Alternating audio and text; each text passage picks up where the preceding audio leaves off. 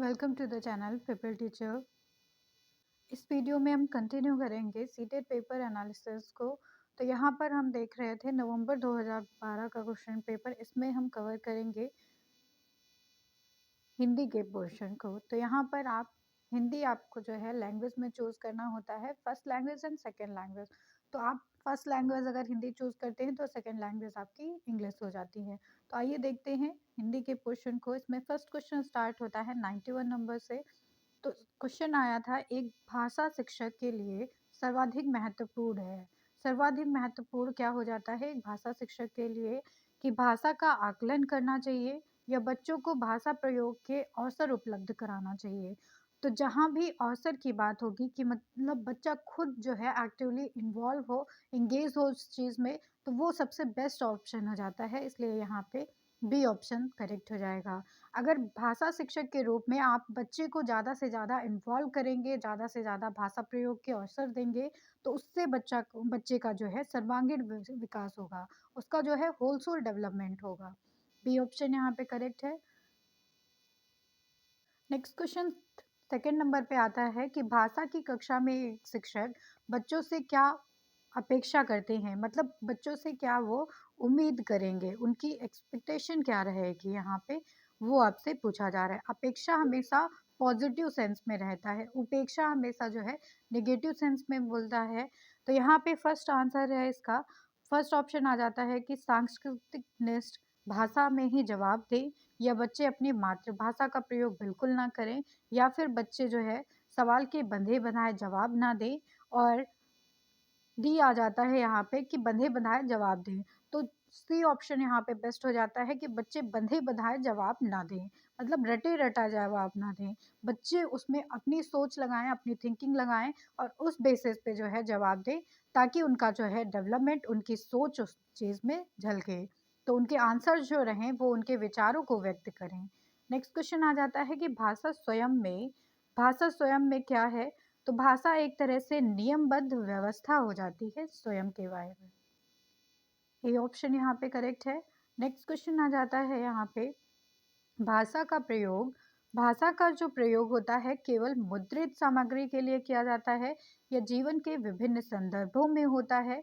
तो B option यहाँ पे करेक्ट हो जाता है कि हम जीवन के किसी भी पड़ाव पे हों, किसी भी संदर्भ में हो, हम बातचीत के लिए हमेशा भाषा का प्रयोग करते रहते हैं। बी ऑप्शन यहाँ पे करेक्ट हो जाता है। नेक्स्ट क्वेश्चन है कि बच्चे अपने परिवेश में स्वयं भाषा अर्जित करते हैं, इसका एक निहितार्थ यह है कि फर्स्ट ऑप्शन आ जाता है कि बच्चों को केवल लक्ष्य भाषा का ही परिवेश उपलब्ध कराया कराया जाए। बी ऑप्शन है यहाँ पे कि बच्चों को अंततः सरल भाषा का परिवेश उपलब्ध कराया जाए, या फिर सी ऑप्शन है यहाँ पर कि बच्चों को बिल्कुल भी भाषा ना पढ़ाई जाए। डी ऑप्शन है यहाँ पर कि बच्चों को समृद्ध भाषिक परिवेश उपलब्ध कराया जाए। तो डी ऑप्शन यहाँ पे सबसे सुटेबल हो जाता है बच्चों के भाषा अर्जन के लिए, कि बच्चे को हम समृद्ध भाषिक परिवेश उपलब्ध कराएंगे जिससे उनका अर्जन सबसे जो है बेटर वे में हो सके। नेक्स्ट क्वेश्चन आ जाता है, भाषा सीखने सिखाने का उद्देश्य है। भाषा सीखने और सिखाने का उद्देश्य हो जाता है कि कोई भी परिस्थिति हो, विभिन्न परिस्थितियों में भाषा का प्रभावी प्रयोग कर सके बच्चे। सी ऑप्शन यहाँ पे करेक्ट हो जाता है। नेक्स्ट क्वेश्चन पे चलते हैं, भाषा अर्जन में महत्वपूर्ण है। भाषा अर्जन के लिए जब आप लैंग्वेज का एक्विजिशन करते हैं, अक्वायर करते हैं लैंग्वेज को आप इस परिवेश में रहते रहते, तो एक्विजिशन के लिए सबसे महत्वपूर्ण क्या होता है? शिक्षक का होना, या व्याकरण का होना, पाठ्य पुस्तक का होना, या फिर भाषा के विभिन्न रूपों का प्रयोग होना। तो यहाँ पे बी ऑप्शन सुटेबल हो जाता है भाषा अर्जन के लिए, कि अगर भाषा अर्जन में जो है भाषा के विभिन्न रूपों का प्रयोग हो रहा है, तो भाषा अर्जन वहाँ पे आसानी से हो जाएगा, इफेक्टिवली हो सकता है। बी ऑप्शन यहाँ पे करेक्ट है। नेक्स्ट क्वेश्चन आ जाता है यहाँ पे 98 नंबर पे, बच्चों की भाषा संबंधी क्रमिक प्रगति का लेखा जोखा करना डैश में संभव है। तो जब बच्चों की जो है क्रमिक प्रगति का जो है लेखा जोखा किया जाता है, कि मतलब उनकी सारी चीज़ों को पॉइंट वाइज लिखा जाता है, ये जो क्रमिक जो है लेखा-जोखा होता है या ये जो फ़ाइल होती है इसको हम पोर्टफ़ोलियो कहते हैं। इससे जो है बच्चे के बारे में जानकारी मिलती है, उनकी चीज़ें पता चलती हैं। बी ऑप्शन यहाँ पे करेक्ट हो जाता है। नेक्स्ट क्वेश्चन है कि भाषा की पाठ्यपुस्तकें एक साध्य होती हैं या भाषा सीखने का एकमात्र साधन है या अभ्यासपरक ही होनी चाहिए या फिर साधन है? तो ये तीनों चीज़ें जो है एक ही बात कह रही हैं, इसलिए यहाँ पे डी ऑप्शन करेक्ट हो जाता है कि पाठ्यपुस्तकें जो होती हैं पाठ्यक्रम में, वो एक जो है साधन होती हैं उस भाषा को सीखने के लिए। डी ऑप्शन यहाँ पे करेक्ट हो जाता है। एकमात्र साधन हम पाठ्यपुस्तकों को कभी नहीं कहेंगे, क्योंकि इसमें बच्चे की जो लर्निंग होगी वो एक तरह से बंध जाएगी, साध्य नहीं होंगी ये। इसलिए यहाँ पे भाषा के लिए पाठ्यपुस्तकें जो होंगी वो हमेशा साधन का कार्य करती हैं। नेक्स्ट क्वेश्चन है यहाँ पे कि पत्र-पत्रिकाएँ भाषा सीखने में पत्र-पत्रिकाएँ जो होती हैं वो भाषा सीखने में साधक का काम करती हैं। इनके थ्रू हम भाषा सीखते हैं। इसलिए यहाँ पे साधक जो है करेक्ट ऑप्शन हो जाता है डी। इनसे हम जो है सहजता से साहित्य को सीखते हैं, कहानियों के थ्रू हम भाषा सीखते हैं। तो इस तरह से ये पत्र-पत्रिकाएँ जो होती हैं, वो साधक के रूप में कार्य करती हैं। नेक्स्ट क्वेश्चन आ जाता है यहाँ पे कि बच्चों की भाषा के आकलन का सर्वाधिक प्रभावी तरीका है। बच्चों की जो है, जब भाषा का हम आकलन करते हैं, तो उसमें सबसे बेस्ट जो तरीका हो जाता है, वो प्रश्न पूछना और पढ़ी गई सामग्री पर प्रतिक्रिया व्यक्त करना। मतलब जब बच्चे का फीडबैक हम लेंगे, उसके विचारों को हम जो है महत्ता देते हैं यहाँ पर, उनके विचारों को सुनेंगे, तो इससे उनकी थिंकिंग हमें पता चल जाती है कि बच्चा कितना जो है ब्रॉड माइंडेड है, कितना नैरो माइंडेड है, कितना वो इमेजिनेशन कर पा रहा है उस चीज़ पर। तो ये सबसे बेस्ट ऑप्शन यहाँ पे हो जाता है आकलन के लिए। नेक्स्ट क्वेश्चन है यहाँ पर प्रश्न पूछना, प्रतिक्रिया व्यक्त करना, परिचर्चा में भाग लेना और वर्णन करना। ये सारी चीज़ें जो हैं वो एक सीखने सिखाने के भाषा सीखने सिखाने के लिए तथा आकलन करने के तरीके होते हैं।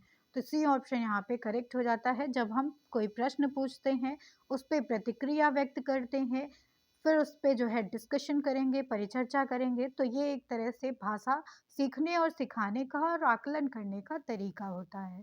सी ऑप्शन करेक्ट हो जाता है यहाँ पे। नेक्स्ट क्वेश्चन पे चलते हैं।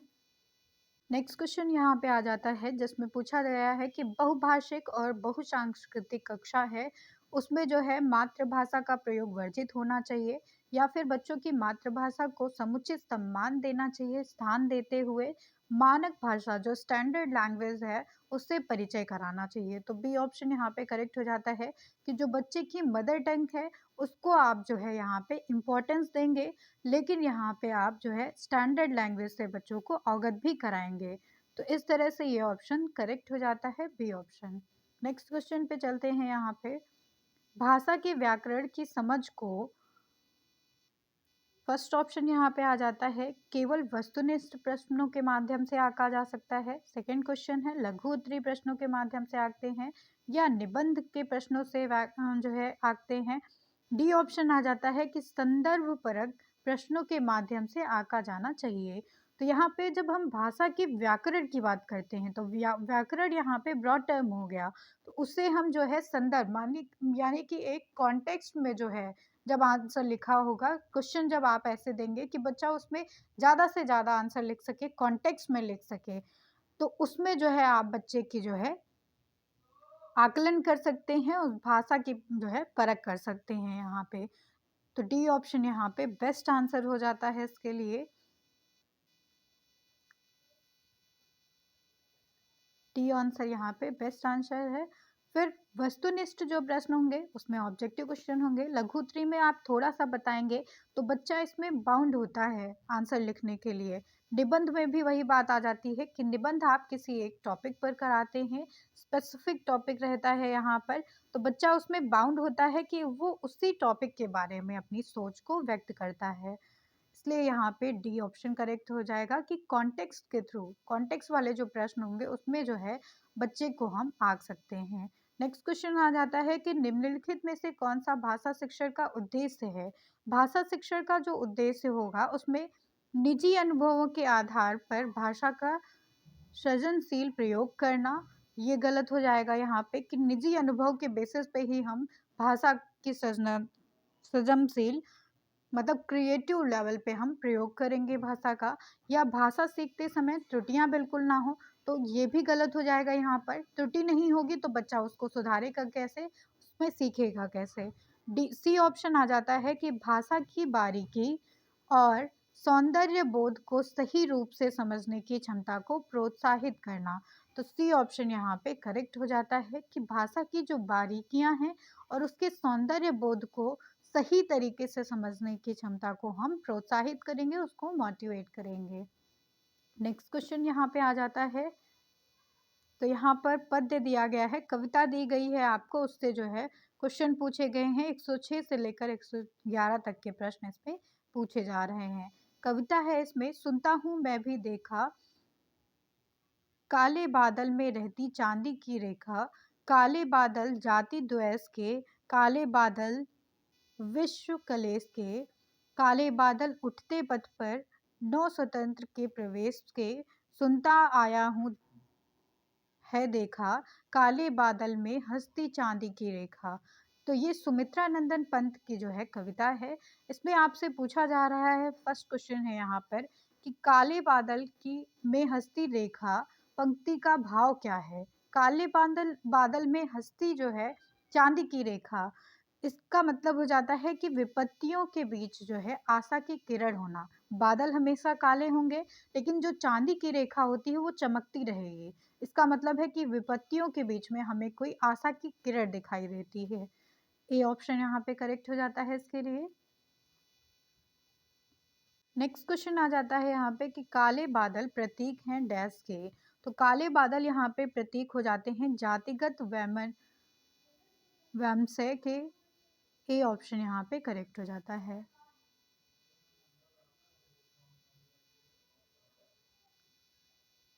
नेक्स्ट क्वेश्चन हो जाता है कि काले बादल में रहती चांदी की रेखा में कौन सा अलंकार है। तो यहाँ पे कौन सा अलंकार है, श्लेष अलंकार है, क्योंकि इसमें जो है आप देख रहे हैं कि यहाँ पे जो है श्लेष के साथ में चिपका हुआ, श्लेष का अर्थ होता है चिपके हुए का मतलब है कि कोई अर्थ एक के साथ में चिपका हुआ है। तो यहाँ पर जो है श्लेष अलंकार हो जाता है, क्योंकि यहाँ पर चांदी की रेखा की चिपकने की बात हो रही है बादल से। तो यहाँ पर हम बता रहे हैं कि विपत्तियों में कोई आशा की किरण है। नेक्स्ट क्वेश्चन आ जाता है यहाँ पे, निम्न में से बादल का पर्यायवाची शब्द नहीं है। बादल का पर्यायवाची जलद होता है, घन होता है, पयोधर होता है, लेकिन जो जलज है ये बादल का पर्यायवाची नहीं होता है। जलज यहाँ पर कमल का पर्यायवाची होता है। तो कमल यहाँ पे सही होगा, इसलिए डी ऑप्शन इसके लिए गलत है बादल के लिए, तो ये करेक्ट आंसर हो जाएगा। नेक्स्ट क्वेश्चन है यहाँ पे, स्वतंत्रता का विलोम शब्द है। आप जानते हैं कि स्वतंत्रता का विलोम शब्द हो जाता है परतंत्रता। बी ऑप्शन यहाँ पे करेक्ट हो जाता है। नेक्स्ट क्वेश्चन आ जाता है कि कवि क्या सुनने तथा देखने की बात कह रहा है। तो कवि यहाँ हमेशा आशा की किरणों को सुनने और देखने की बात कह रहा है। बी ऑप्शन यहाँ पे करेक्ट हो जाता है। नेक्स्ट क्वेश्चन हमारा आ जाता है गद्यांश से। तो ये आपको गद्यांश दिया गया है, जिसको आप ध्यानपूर्वक यहाँ पे पढ़ेंगे। इसमें आपको 112 से लेकर 120 क्वेश्चन के आंसर देने हैं। तो गद्यांश से स्टार्ट होता है कि मुझे मालूम नहीं था कि भारत में तिलोनिया नाम के भी कोई जगह है जहां हमारे देश में समसामयिक इतिहास का एक विस्मयकारी पन्ना लिखा जा रहा है। उस वक्त तक तिलोनिया के बारे में मुझे इतनी ही जानकारी थी कि वहां पर एक स्वावलंबी विकास केंद्र चल रहा है, जिसे स्थानीय ग्रामवासी स्त्री पुरुष मिलजुल कर चला रहे हैं। मुझे वहां जाने का अवसर मिला। बस्ती क्या थी, कुछ पुराने और कुछ नए छोटे छोटे घरों का झुरमुट थी। वहां एक सज्जन ने बताया कि एक सुशिक्षित तथा उसके दो साथियों टाइपिस्ट तथा फोटोग्राफर से मिलकर 1972 में एक संस्थान की स्थापना हुई थी। संस्थान का नाम था सामाजिक कार्य तथा शोध संस्थान, जिसको SWRC कहा जाता था। फिर बताया गया कि मेरे मन में संशय उठने लगे थे। आज के ज़माने में वैज्ञानिक उपकरणों तथा जानकारी के बल पर ही तरक्की की जा सकती है, उससे टक्कर अवहेलना करते हुए नहीं की जा सकती है। एक पिछड़े गांव के लोग अपनी समस्याएं स्वयं सुलझा लेंगे, यह नामुमकिन था।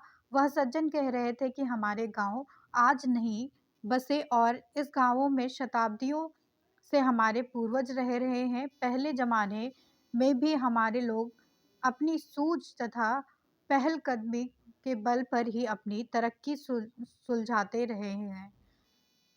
ज़रूरत इस बात की है कि इस शताब्दी पर इस परंपरागत जानकारी को नष्ट ना होने दें, उसका प्रयोग करें। फिर मुझे समझाते हुए वह बाहर की जानकारी से भी पूरा लाभ उठाते हैं, पर मूलतः स्वावलंबी बनना चाहते हैं, स्वावलंबी आत्मनिर्भर।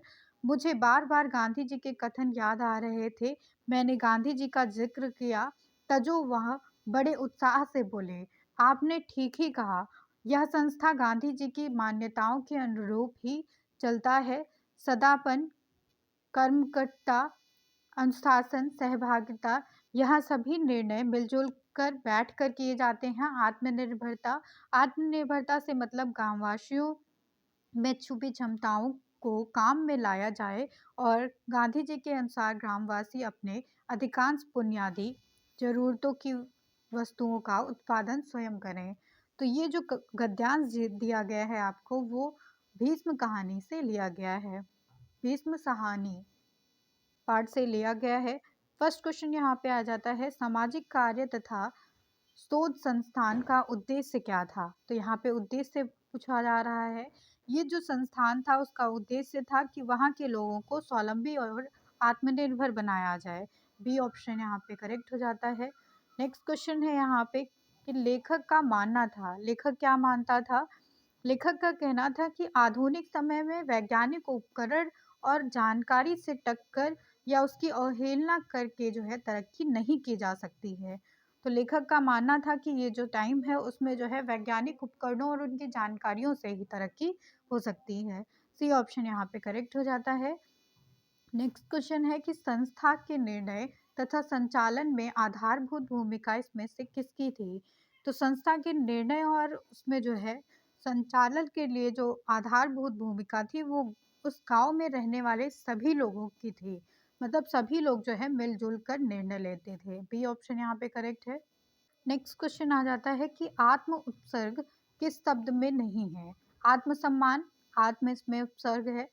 आत्मीय, आत्म इसमें उपसर्ग है। आत्मनिर्भर, इसमें भी आत्म उपसर्ग है। पर परमात्मा जो है इसमें जो है आत्म उपसर्ग नहीं है, इसलिए यहाँ पे सी ऑप्शन करेक्ट हो जाता है। उपसर्ग का मतलब होता है कि ये हमेशा शब्द में आगे लगा होगा, तो इसमें देखिए सब में आगे लगा हुआ है, तो यहाँ पर उपसर्ग हो जाता है ये आत्म।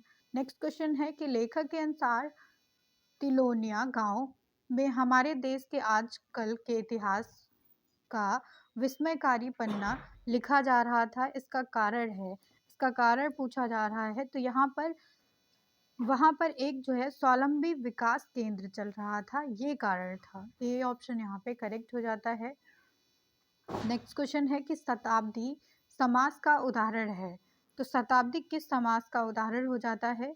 इसमें जो है द्विगु समास है। द्विगु समास यहाँ पे इसलिए हो जाता है क्योंकि यहाँ पे संख्यावाचक शब्द है पहला और अंतिम शब्द जो है वो संज्ञा को बता रहा है, तो इसलिए यहाँ पे द्विगु समास हो जाता है। शताब्दी जो है द्विगु समास में आता है। जैसे और भी कई एग्जाम्पल हैं, त्रिफला तीन फल का समाहार, या फिर चतुर्युग मतलब चार युगों का समाहार, या फिर जो है चतुर्दिक चारों दिशाएं। शताब्दी का अर्थ हो जाता है यहाँ पे जब 100 पूरे हो जाते हैं ईयर, तो उसको शताब्दी कहते हैं हम। तो यहाँ पर नंबर आ रहे हैं, आप देख रहे हैं 100, तो इसलिए ये शताब्दी जो है एक तरह से द्विगु समास है। नेक्स्ट क्वेश्चन आ जाता है कि गांधी जी को मान्यता नहीं देते हैं। गांधी जी को कौन मान्यता नहीं देते हैं? तो जो अकर्मण्यता होती है, मतलब जो लोग किसी काम को नहीं करते हैं, वो गांधी जी को मान्यता नहीं देते हैं। अकर्मण्यता इसको जो है, इन्हें जो है मान्यता नहीं देती है, जबकि जो कर्मठ व्यक्ति हैं, सदापन के व्यक्ति हैं, आत्मनिर्भर व्यक्ति हैं, वो उन्हें मान्यता देते हैं। नेक्स्ट क्वेश्चन है यहाँ पे, निम्नलिखित में से संज्ञा का उदाहरण नहीं है। इसमें से संज्ञा का कौन सा उदाहरण नहीं है? स्वावलंबन होना संज्ञा का उदाहरण है, अनुशासन में होना संज्ञा का उदाहरण है, आत्मनिर्भर होना संज्ञा का उदाहरण है, लेकिन अनुशासित होना जो है संज्ञा का उदाहरण नहीं होता है। सी ऑप्शन यहाँ पे करेक्ट है, क्योंकि अनुशासित होने का मतलब है कि आप डिसिप्लिन में हैं। डिसिप्लिन में होने का मतलब है कि ये यहाँ पे विशेषता बताई जा रही है। विशेषता का मतलब हो जाता है कि ये एडजेक्टिव में आएगा, विश्लेषण में आ जाएगा। नेक्स्ट क्वेश्चन आ जाता है यहाँ पे, उपयोगी शब्द का विलोम क्या है? उपयोगी शब्द का विलोम हो जाएगा अनुपयोगी। ए ऑप्शन यहाँ पे करेक्ट हो जाता है। तो इस तरह से आपके 30 क्वेश्चन यहाँ पे कंप्लीट होते हैं हिंदी के। Thank you everyone.